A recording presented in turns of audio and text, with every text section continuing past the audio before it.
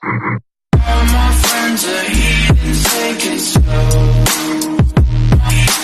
Wait for them to ask you who you know. Good morning! For today's video, tuturuan ko po kayong gumawa ng tinolang halaan.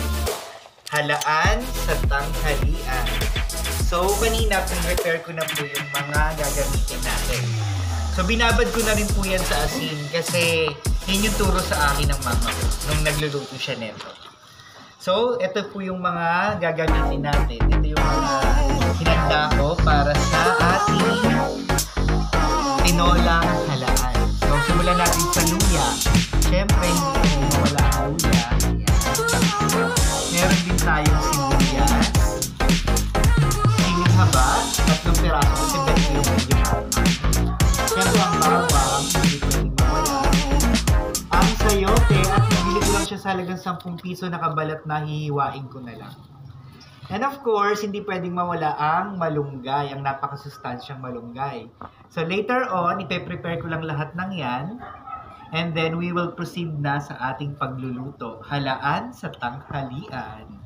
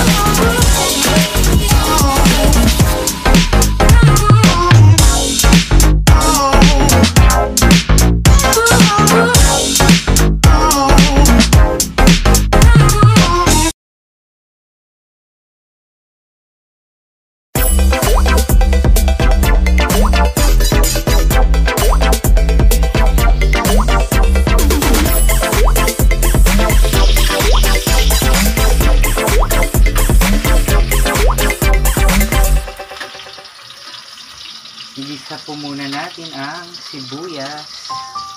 Yan yung unang gagawin natin. Para isusunod na natin yung bawang.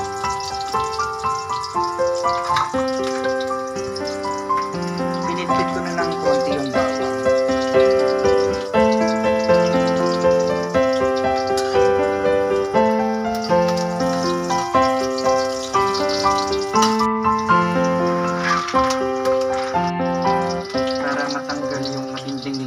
Nung halaan.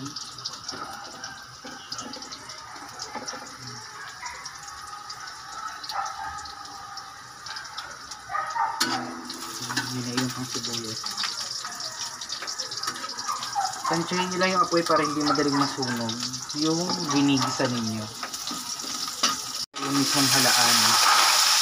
Ayan. Huwag lang natin malakas na sali ako. Kita niya. Tap. Boom.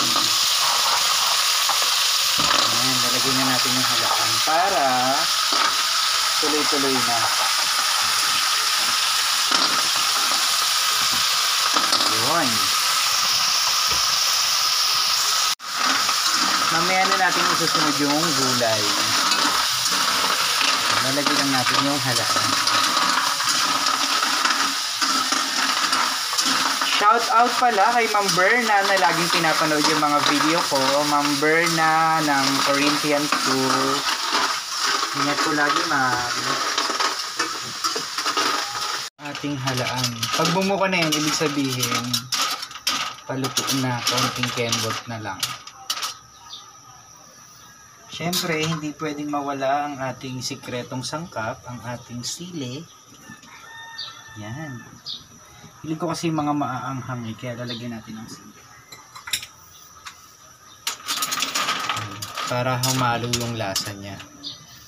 So, hintayin lang natin yung kumulo and patis para sa ating niluluto. Patis instead of salt. Patis. Para matimplahan.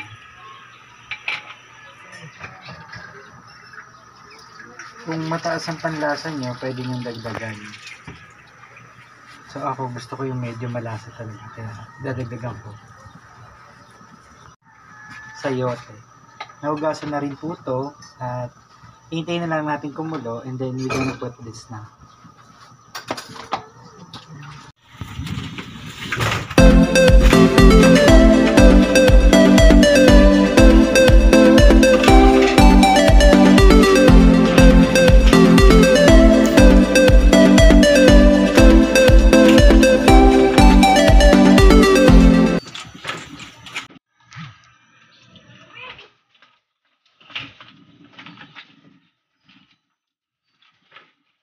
Last step or the last procedure, kasi dahil nakita natin na kumulo na, so we're going to put na yung malunggay. Pagka nakulo na to, it means luto na yan. And then ipe-prepare na natin. So halo natin yung malunggay para mabilis lang siyang kumulo. Malambot na rin yung sayote. Nilagyan ko talaga ng maraming gulay kasi we need to stay healthy, lalo ngayon, pandemic. Actually, nabili ko lang tong halaan for just 70 pesos. Kaya hindi ka gagastos ng ganong kalaki. And this is good for a big family. So, I think 10 minutes more. And then we're gonna prepare this for our lunch. So, konting kembot na lang, konting hintay. And then, we're going to have this tinolang halaan.